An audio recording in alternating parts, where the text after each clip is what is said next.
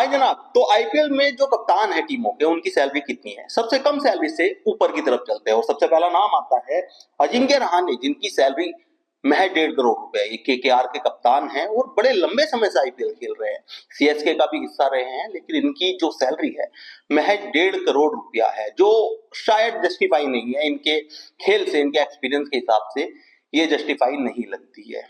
ठीक है, इनसे ऊपर आते हैं साहब रजत पाटीदार, जो आरसीबी के कप्तान बने हैं, पहली बार कप्तान बने हैं आईपीएल फॉर्मेट के इस सीजन में, जब विराट कोहली ने घोषणा की थी।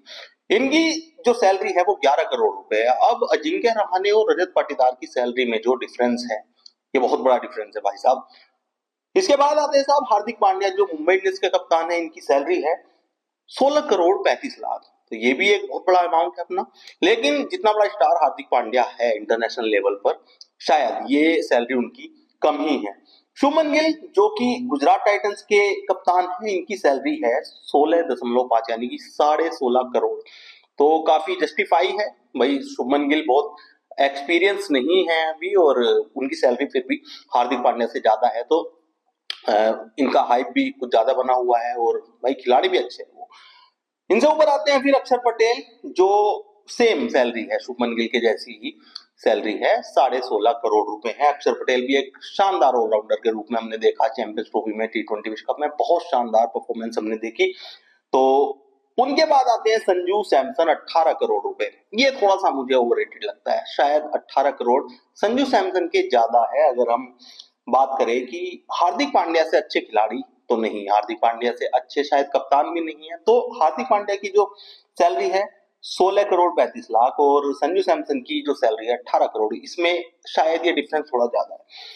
इसके बाद आते हैं साहब ऋतुराज गायकवाड़, जो महेंद्र सिंह धोनी की कप्तानी छोड़ने के बाद सीएसके के कप्तान बने। उनकी सैलरी भी 18 करोड़ रुपया है, जितनी संजू सैमसन की सैलरी है उतनी ही सैलरी ऋतुराज गायकवाड़ की है। लेकिन ऋतुराज गायकवाड़ भी भाई एक बड़ा नाम है आईपीएल का, लेकिन इनकी भी सैलरी मुझे थोड़ी तो ज्यादा लग रही है, क्योंकि अक्षर पटेल, शुभमन गिल, हार्दिक पांड्या, इनसे बड़े स्टार तो ये नहीं है, तो शायद इनकी सैलरी थोड़ा ज्यादा है।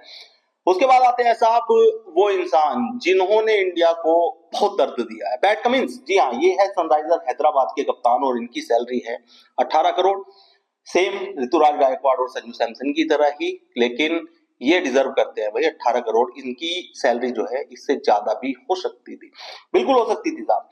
इनसे ऊपर आते हैं फिर श्रेयस अय्यर, जिनकी सैलरी है 26 करोड़ 75 लाख। भाई अब इनकी सैलरी तो कितनी भी हो सकती है, चैंपियंस ट्रॉफी में जो खेल दिखाया है श्रेयस अय्यर ने और जो पिछली बार परफॉर्मेंस दिखाई थी, उसके हिसाब से इनकी सैलरी ये भी कम ही लगती है। यानी कि इनकी सैलरी 30 करोड़ मेरे हिसाब से हो जानी चाहिए थी, लेकिन 26 करोड़ 75 लाख रुपए इनकी सैलरी है। और सबसे ऊपर आते हैं साहब ऋषभ पंत, द ऋषभ पंत इनको कहना चाहिए, क्योंकि सैलरी के लिहाज में ये सबसे ऊपर है। आईपीएल की हिस्ट्री में अब तक ये सबसे ऊपर माने जाएंगे जिनकी सैलरी डिस्क्लोज हो चुकी है। देखो बहुत सारे लोग ऐसे हैं जिनकी सैलरी डिस्क्लोज नहीं होती है, और इनकी सैलरी है साहब ऋषभ पंत की 27 करोड़। तो चाहे कप्तानों में आ जाइए चाहे प्लेयर्स में आ जाइए, ऋषभ पंत की सैलरी, जिनकी उन खिलाड़ियों में आते हैं जिनकी सैलरी मतलब सबसे ज्यादा है, ऋषभ पंत की सैलरी सबसे ज्यादा है। लेकिन अब अगर मैं बात करूं कि ये तो सैलरी वो है जो डिस्क्लोज हो चुकी है, लेकिन अगर आरसीबी, सीएसके और मुंबई इंडियंस में हम चले जाए ना,